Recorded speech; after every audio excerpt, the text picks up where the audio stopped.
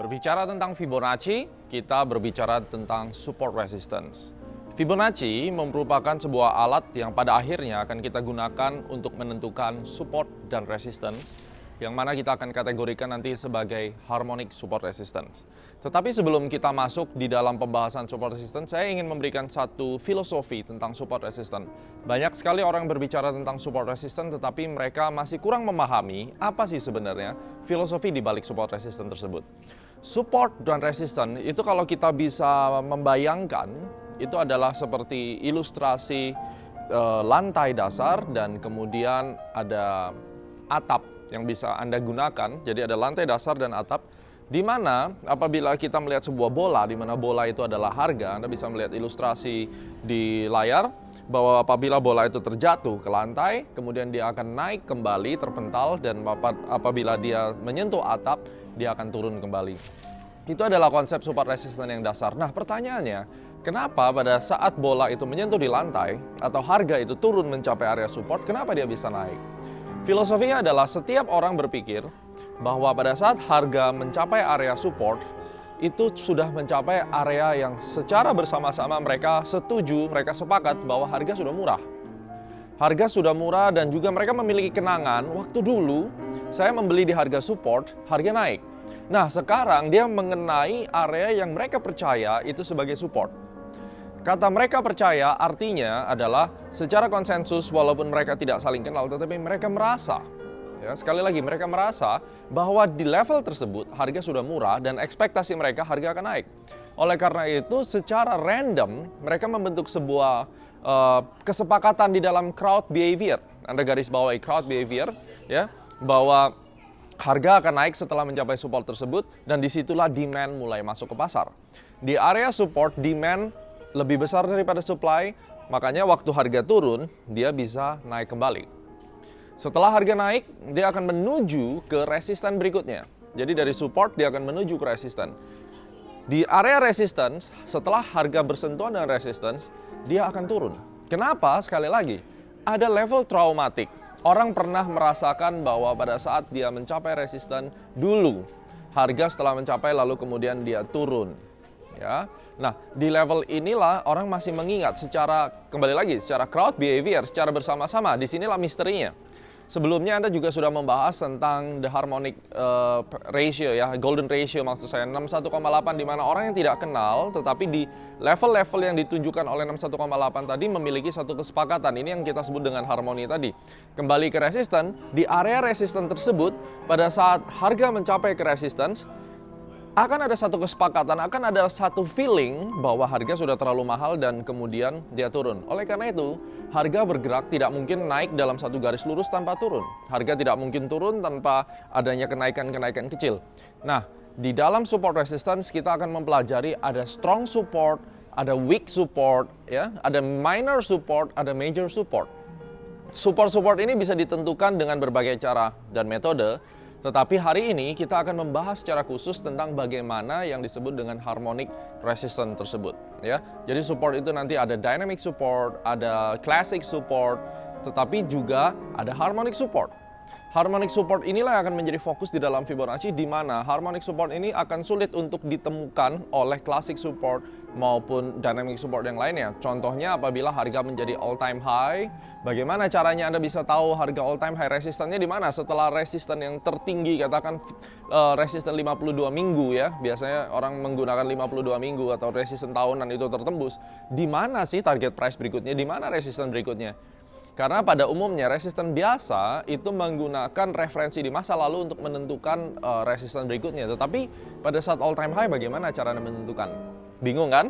Nah, inilah harmonic resistance bekerja, dan harmonic resistance tersebut akan kita temukan melalui the Fibonacci resistance, and support. Jadi filosofi dari support resistance sekarang Anda sudah mengerti, mari kita membahas lebih detail tentang support resistance. Ada beberapa jenis support resistance yang akan kita bahas hari ini, tetapi kita akan menitik beratkan pada harmonic support resistance. Kalau kita bicara tentang support resistance, saya mengkategorikannya menjadi 3. Yang pertama adalah classic support resistance, yang kedua adalah dynamic support resistance, dan yang ketiga yang akan kita fokuskan adalah harmonic support resistance. Di dalam classic support resistance, kita akan menggunakan resistance yang pernah terjadi, ya. Jadi dari swing high atau swing low yang akan kita tarik garis horizontal yang akan kita gunakan sebagai referensi di masa yang akan mendatang di manakah support resistance itu akan terjadi. Jadi kalau Anda melihat dari gambar ini, saya memberikan sebuah contoh chart. Jadi dari swing high dan swing low yang sebelumnya sudah terjadi, yang telah terbukti bahwa di swing high tersebut harga kembali turun dengan signifikan, itu yang kita sebut dengan resisten. Dan kemudian di area support seperti garis ini kita lihat, ya. Jadi di IHSG Anda bisa perhatikan di bagian bottomnya kita tarik garis horizontal, dan ini akan menjadi referensi support berikutnya, di mana di level support sebelumnya, area yang kita tarik, harga membentuk sebuah pola pelemahan, ya tentunya. Terus kemudian mencapai support tersebut, dia naik dengan signifikan. Maka di area tersebut kita harapkan kemudian hari apabila level tersebut tercapai, harga juga akan naik, karena ingat teori trauma tadi. Nah, disinilah kita menyebutnya sebagai classic support resistance, karena semua orang pada saat mereka mempelajari tentang technical analysis basic, mereka mempelajari tentang basic support resistance ini, ya, classic support resistance. Nah, di dalam classic support resistance memiliki satu kelemahan, di mana pada saat harga menembus all time high, khususnya di resistance-nya, maka Anda tidak bisa memiliki referensi kembali di mana resistance yang akan terjadi di masa yang akan datang.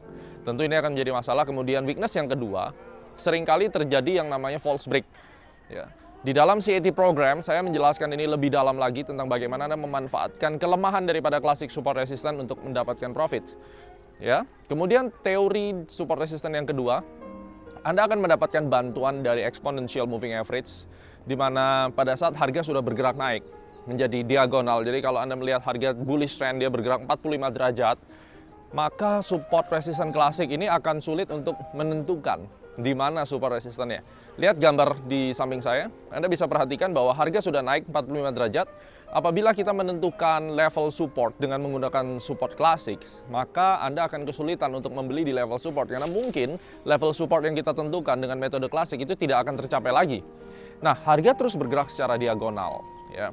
Bagaimana cara kita mengidentifikasi support-support berikutnya? Dalam hal ini adalah bullish.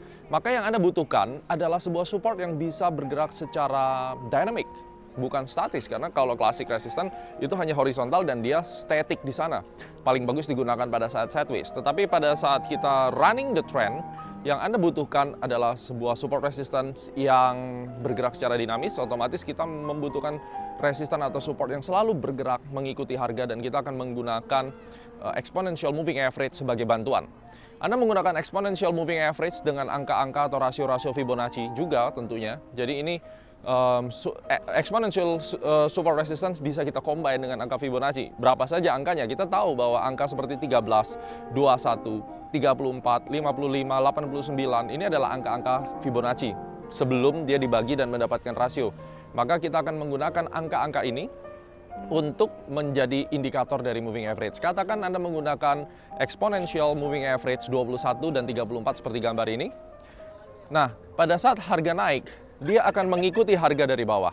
Dan pada saat Anda bisa melihat harga diikuti, pada saat harga membentuk koreksi atau secondary reactions, ya, atau yang kita sebut dengan kepala cangkul, dengan pattern XAB, maka poin B akan bersentuhan dengan area moving average-nya dan segera naik. Ini yang kita sebut dengan dynamic support resistance. Nah, bagaimana apabila kita ingin mendapatkan yang lebih detail, yang lebih precise untuk mengcapture top and bottom, maka Anda akan menggunakan the harmonic support resistance. Nah, sekarang kita akan membahas dengan detail apakah harmonic support resistance dan bagaimana sih itu terbentuk. Sebelumnya Anda sudah mempelajari tentang harmonic pattern basic, ya, basic pattern.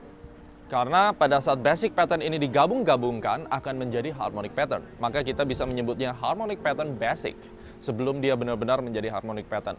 Apa saja patternnya? Ada 3 dasar, tentunya Anda masih ingat. Mari kita refresh sedikit. Yang pertama adalah XAB, di mana ini yang sering kita sebut sebagai dua pattern ya. Jadi ada satu primary dan ada secondary reaction atau yang kita sebut dengan Chanko atau the Who pattern. XAB, yang kedua adalah XAY yang kita sebut dengan reflection pattern.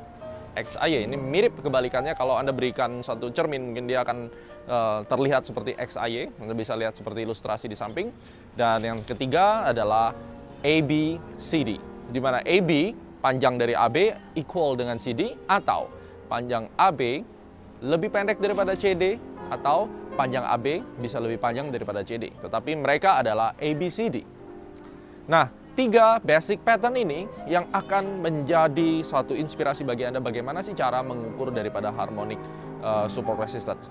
Harmonic support resistance ini berfungsi untuk mengukur titik B, untuk mengukur titik Y, dan untuk mengukur titik D. Mari kita bahas pertama dari pola yang kita sebut dengan XAB ini. Pada saat harga dari X menuju ke A, seperti gambar di sini, pelan-pelan perlahan-lahan naik, lalu mulai terbentuk koreksi. Dari A mulai perlahan turun. Pertanyaan berikutnya, sampai di mana dia akan turun?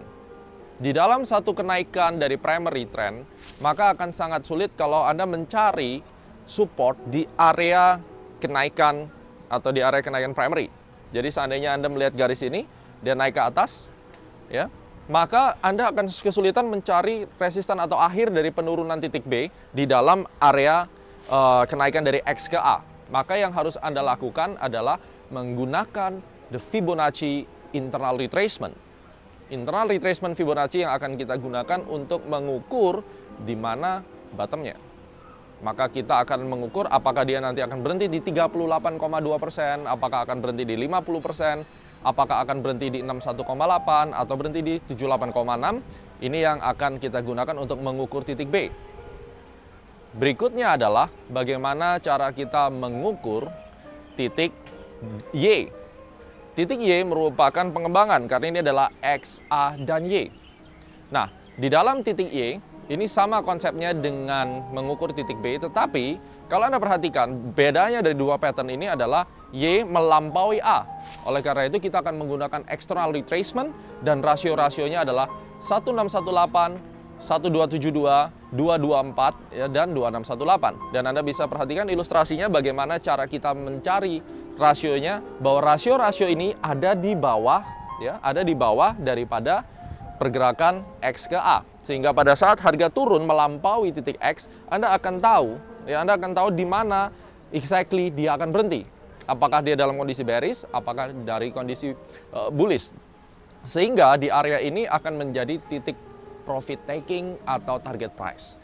Dan yang terakhir, the harmonic ratio bercerita tentang bagaimana menentukan titik D. Seandainya harga sudah membentuk XAB dan kemudian sekarang dia melanjutkan kenaikannya atau melanjutkan penurunannya, seperti gambar di samping, dia membentuk 3 gerakan, maka berikutnya Anda mau tahu di mana titik D ini akan terbentuk, dan kita akan menggunakan beberapa rasio. 0,618, 100, 1272, 1618, dan 2618. Jadi, prinsipnya adalah kita harus memilih di rasio berapa saja dia akan kemungkinan terkena dan berbalik arah. Pertanyaannya, rasio yang berapa? Ini yang akan kita masukkan di dalam cluster. Jadi dari 3 metode tadi kita combine menjadi satu dan akan menjadi jawaban pertemuan daripada rasio-rasio tadi. Kita akan cari zona yang cukup sempit di dalamnya dan kita percaya pada saat harga menyentuh zona tersebut dia akan mengalami pembalikan arah, ya. Oke, itu adalah konsep dasarnya dan bagaimana kita mencari extreme top and bottom. Karena pada saat Anda sudah mencari area cluster atau area rasio tersebut, Anda bisa mencari titik pembalikan arah di harga yang paling optimal. Kita akan sama-sama melihatnya di grafik secara langsung.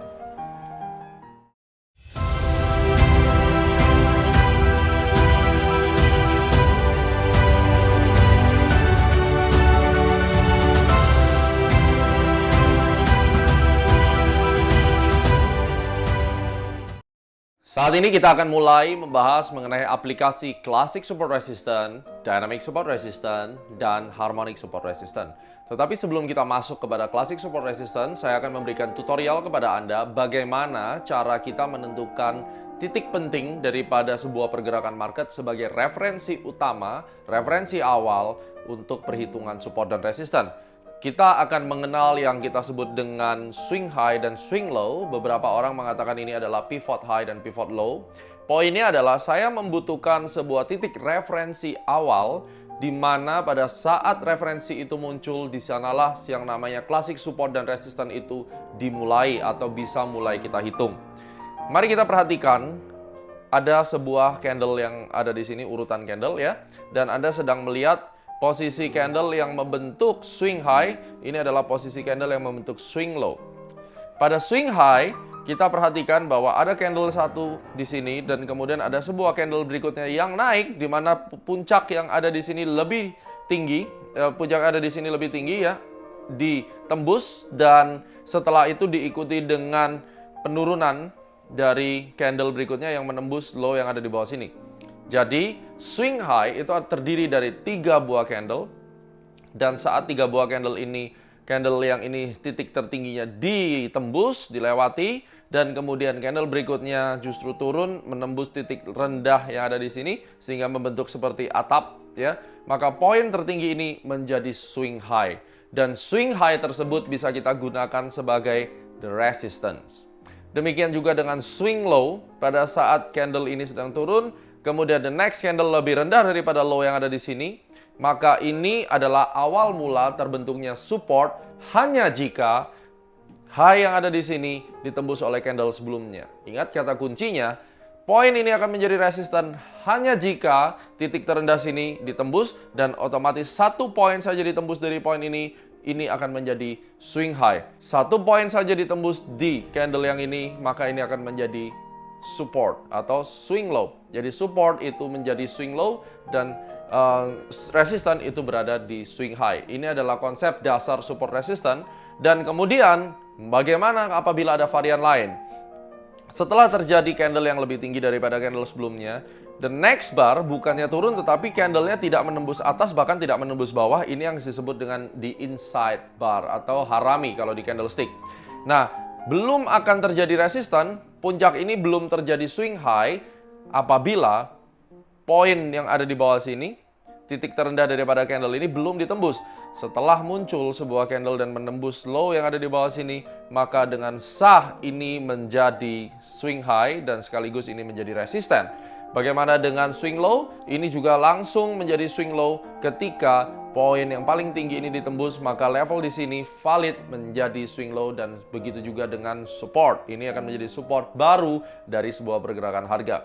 Nah, kemudian pada saat kita memperlihatkan pola yang sudah bergerak seperti ini, maka ini adalah swing high, ini adalah swing high, ini adalah swing high, dan ini adalah area resisten, dan di bawah ini adalah area support. Yang menarik di dalam area support resisten, resisten bisa menjadi support dan support bisa menjadi resisten. Dalam hal ini, pada saat kita melihat harga sudah menembus resisten, ini adalah resisten yang ditembus, maka poin ini akan menjadi support baru setelahnya.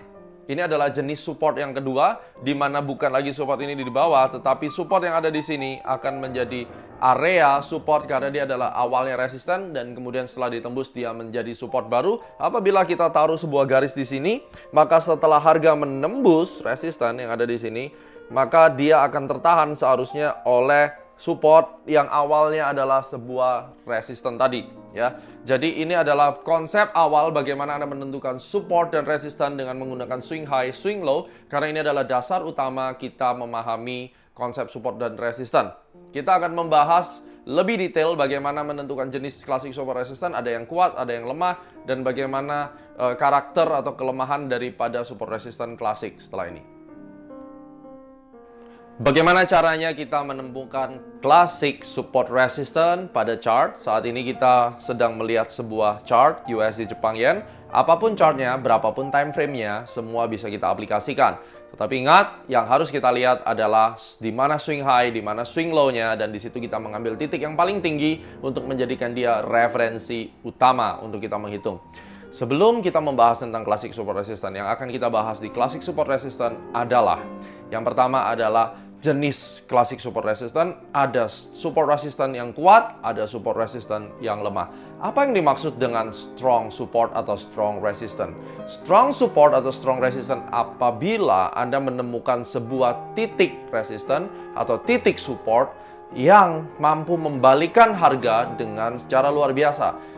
Artinya, pada saat titik resistan itu terbentuk, harga setelahnya itu turun dalam sekali pada resistan, atau apabila terbentuk support, harga naik tinggi sekali, maka bisa dikatakan bahwa di level tersebut terjadi perubahan antara supply dan demand yang sangat tinggi sekali, dan itu disebut strong dan weak support resistance.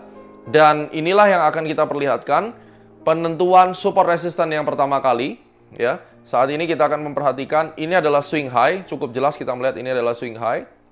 Dan maka swing high yang ada di sini, ini secara otomatis akan menjadi area resistance. Pertanyaannya, apakah ini resistance yang kuat? Yes, ini adalah resistance yang kuat karena pada saat Anda memperhatikan harga yang ada di sini, setelah terbentuk swing high ini, harga turun dengan cukup dalam sekali. Cukup dalam itu dalam pengertian Anda bisa melihat ada candle yang panjang dan diteruskan sangat kencang sekali turunnya, ya. Maka ini menjadi resistance kuat. Bagaimana dengan level yang ada di bawah sini? Ini kita sebut sebagai support karena ini adalah swing low, dan di level swing low ini kita perhatikan swing low di sini merupakan support yang kuat karena di level ini dia membuat harga naik dengan secara signifikan tanpa ragu-ragu. Nah, sekarang bagaimana dengan definisi daripada support atau resistance yang lemah? Support dan resistance yang lemah itu apabila telah terbentuknya swing high dan swing low atau support dan resistance, tapi dia tidak mampu membuat harga setelahnya itu naik atau turun dengan signifikan. Nah, itu adalah definisi daripada weak support resistance. Contohnya, ini juga adalah swing high. Tetapi, pada kotak ini, di level ini kita perhatikan ini adalah swing high yang hanya membuat harga turun sangat rendah sekali. Kemudian ini juga adalah swing low, tetapi swing low yang ada di sini hanya mampu membuat harga naik hanya segini dibandingkan dengan yang ada di sini, naiknya sangat signifikan. Yang ada di sini naiknya sangat kecil sekali. Oleh karena itu di sini kita sebut dengan weak support dan di sini adalah strong support. Pertanyaan berikutnya, apa sih pentingnya saya mengetahui support resistance? 1. Support dan resistance bisa menjadi area target price Anda. Yang kedua, support dan resistance bisa menentukan di mana saya bisa entry untuk trading. Nah, di dalam kita melakukan analisa support resistance itu kita pasti nantinya akan menggabungkan classic support resistance dengan Fibonacci. Kita akan mempelajarinya di chapter cluster karena kita akan menggabungkan dari beberapa jenis Fibonacci. Juga kita akan menggabungkan classic support resistance dengan Fibonacci. Mari kita bahas terlebih dahulu bagaimana menentukan area target price dengan menggunakan classic support resistance. Pada saat kita ingin menjadikan classic support resistance sebagai target price, maka yang harus Anda lakukan pertama kali memastikan bahwa classic support resistance tersebut adalah classic support resistance yang kuat, bukan yang lemah. Karena di area classic support resistance yang kuat, disitulah harga akan disedot. Jadi misalnya, Anda bisa melihat bahwa ini adalah area resistance dan ini cukup kuat. Dan harga kemudian dari bawah akan naik ke atas, maka kalau ditanya kemana harga akan naik, secara dasar Anda akan menunjuk area resisten yang kuat di sini, Anda tarik ke kanan, ya. Di sini saya akan mengambil garis untuk harga yang paling tinggi, itu adalah 115,46, dan saya akan mengambil garis yang rendah untuk low yang ada di sini. Dan maka inilah akan menjadi area target profit berdasarkan resisten yang kuat. Kenapa saya membutuhkan garis bawah sebagai area referensi? Karena bisa jadi harga mencapai ke area ini, yang di area ini kita sebut sebagai zona resisten kuat. Kalau resisten kuat itu ada di puncak ini, maka ini adalah zona daripada resisten yang kuat. Dengan begitu, kita berharap harga akan terus naik karena ini akan berubah menjadi magnet yang akan menyedot harga dari bawah ke atas. Oleh karena itu, penting sekali untuk Anda mengetahui yang mana yang disebut dengan classic support atau resistance yang kuat. Karena mereka inilah yang akan digunakan untuk menyedot harga dari bawah naik ke atas, ya. Sedangkan kalau kita melihat support, ini juga sama. Pada saat harga turun, kita ingin tahu ini berhentinya sampai di mana, maka Anda akan melihat support-support sebelumnya yang bahkan mungkin Anda belum pernah tahu. Oleh karena itu, pada saat kita melihat chart, kita harus zoom out untuk menentukan apakah ada support sebelumnya. Sebagai contoh, Di sini ada sebuah support yang memang tidak terlalu kuat, tetapi kita bisa mengambil contoh. Ini adalah area support. Kalau kita tarik ke kanan, ya, kita ambil garis slow dan kita hubungkan di poin ini. Maka pada saat harga turun berikutnya, mendekati area berwarna hitam atau garis hitam ini, dan dia naik. Ini yang disebut dengan di mana area support ini adalah area untuk menentukan di mana harga yang akan dituju pada posisi harga setelahnya. Ya, dalam hal ini dia turun dan akan menuju ke garis hitam ini lalu naik lagi. Demikian juga pada saat dia naik, dia akan menyentuh area kotak ini karena ini merupakan resisten. Jadi sekarang Anda sudah tahu support resisten itu akan kita gunakan untuk menentukan target price. Karena all Fibonacci itu hanya dua fungsinya. Ingat, menentukan target price dan menentukan entry area. Di dalam support resisten klasik, Anda menemukan target price dan Anda juga akan menemukan area untuk entry. Ya, jadi kita sudah tahu ada support resisten yang kuat dan support resisten yang lemah. Setelah ini kita akan membahas tentang bagaimana karakter harga yang perlu Anda perhatikan dan apa kelemahannya support resisten klasik ini. Ya, jadi support resisten klasik ini memiliki kelemahan dan juga ada karakter yang Anda bisa perhatikan di support resisten klasik setelah ini. Setelah kita mengetahui bagaimana strong dan weak support resistance, saat ini kita akan membahas tentang kelemahan daripada support resistance klasik.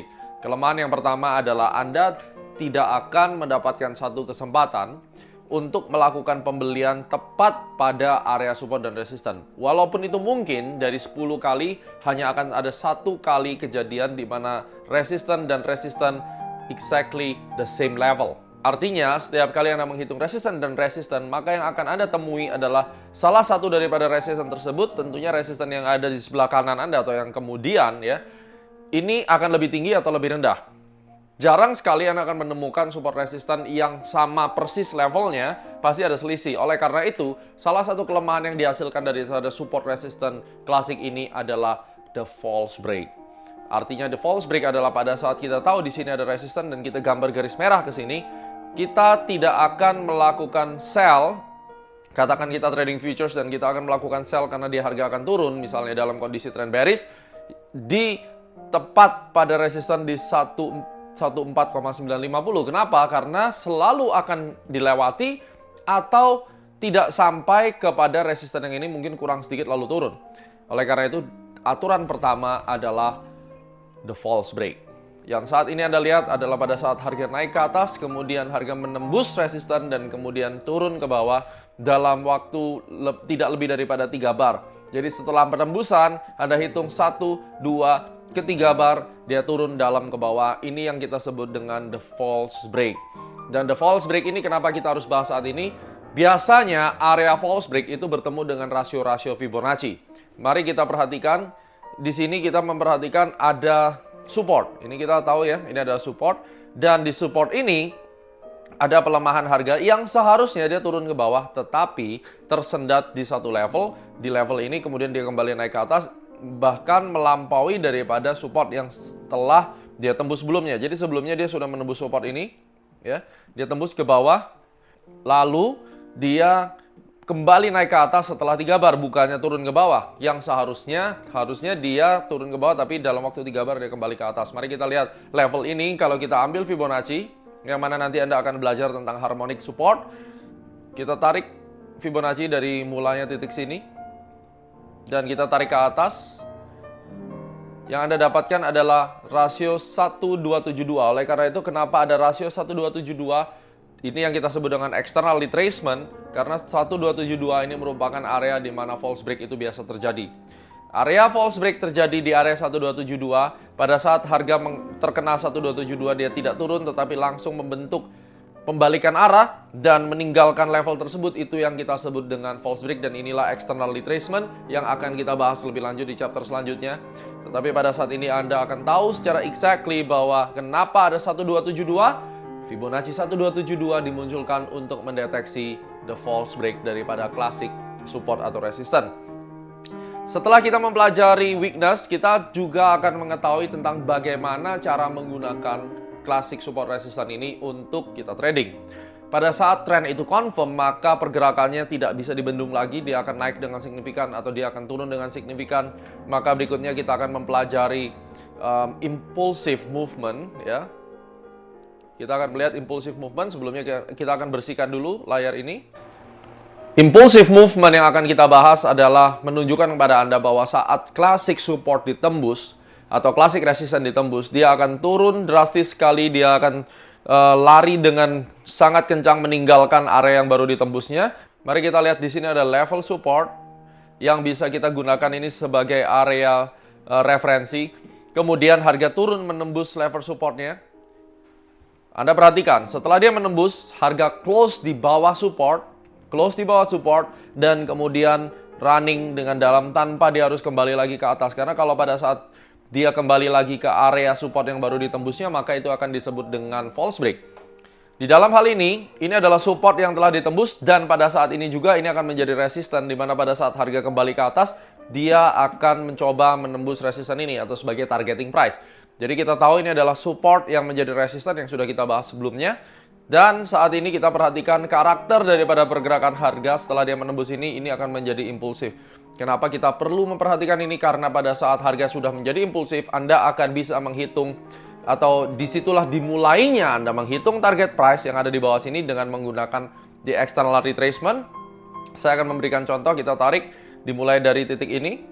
Setelah dia menembus dan lari ke bawah, saya akan mencari titik 1618, 2618, 224, dan ini yang kita sebut dengan external retracement yang akan kita bahas di chapter selanjutnya. Jadi saat ini kita sudah tahu bagaimana classic support resistance dan kelemahannya apa, dan bagaimana cara kita menggunakannya. Ingat, false break itu kita antisipasi dan kita bisa masuk untuk counter trend, dan impulsif itu untuk menunjukkan pada Anda pada saat apa tren itu benar-benar sudah mature dan dia lari, dan di saat itulah kita akan mulai menghitung target price bawah. Jadi seperti ini, begitu dia turun, impulsif, dia confirm, baru kita hitung dengan Fibonacci.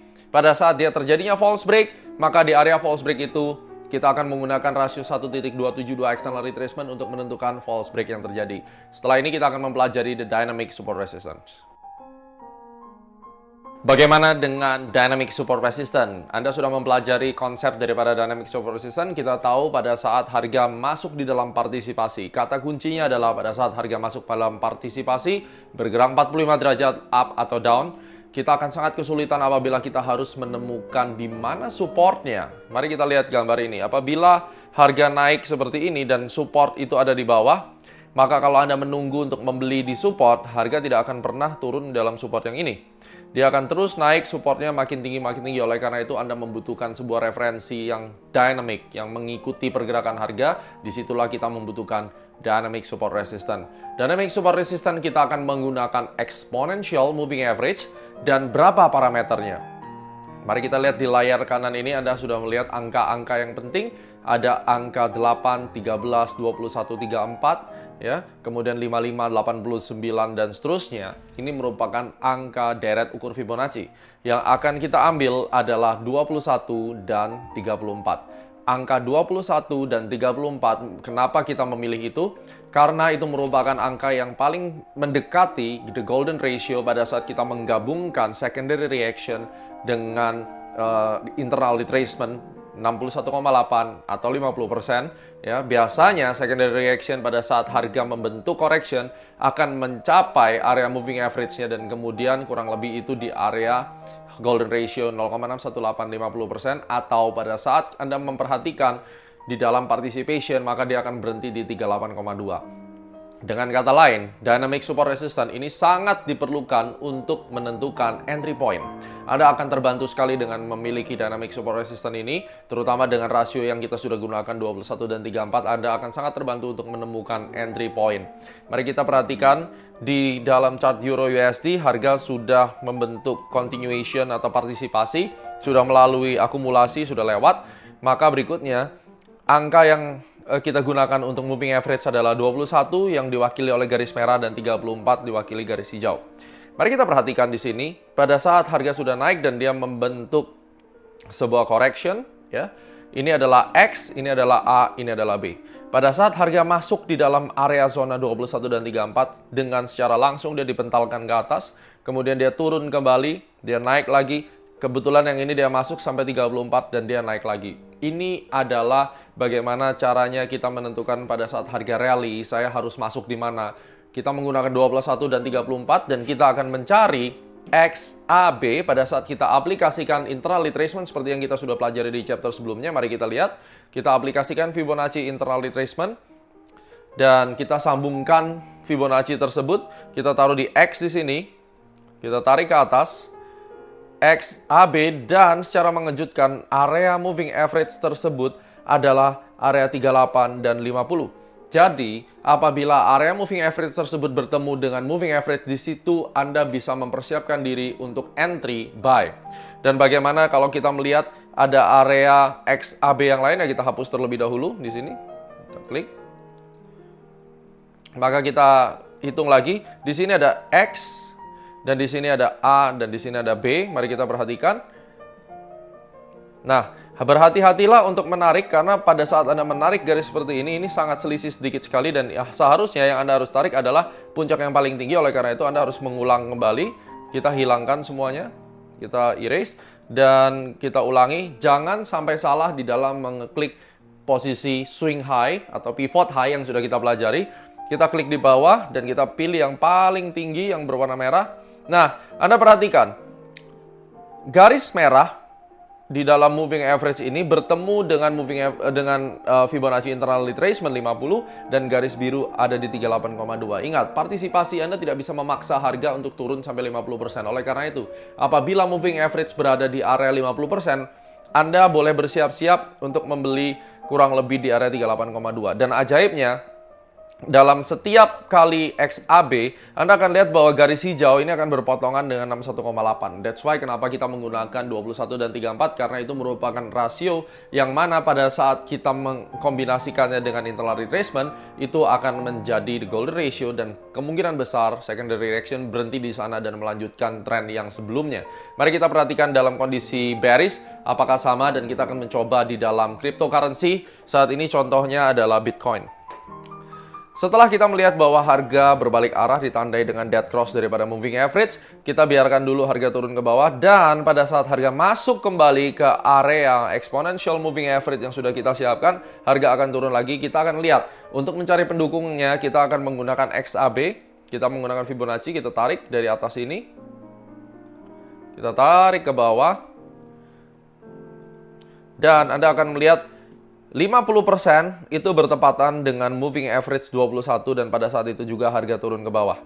Ya, dan seterusnya itu akan berbentuk seperti itu, baik bullish maupun bearish. Anda bisa menggabungkan area dynamic support resistance 21 dan 34 dengan XAB yang Anda sudah hitung melalui internal retracement. Dan ingat, pada saat kita berada di dalam partisipasi, maka rasio yang akan Anda gunakan adalah 38 dan 50. Anda harus terus berlatih untuk melihat korelasinya, sehingga pada saat partisipasi, step nomor 1, tentukan bahwa tren sudah partisipasi. Step nomor 2, Anda tunggu harga menghadapi satu situasi di mana secondary reaction-nya menyentuh area moving average 21 dan 34. Step nomor 3, Anda aplikasikan Fibonacci internal retracement, dan Anda akan mendapatkan bahwa area magnet tersebut sudah tercapai di area 38,2 atau 50% daripada Fibonacci tersebut. Dan inilah jurus yang paling ampuh untuk mendapatkan profit yang besar dari setiap kali Anda entry, baik itu di saham, di forex, commodity, cryptocurrency. Kita akan bertemu berikutnya untuk membahas harmonic support resistance.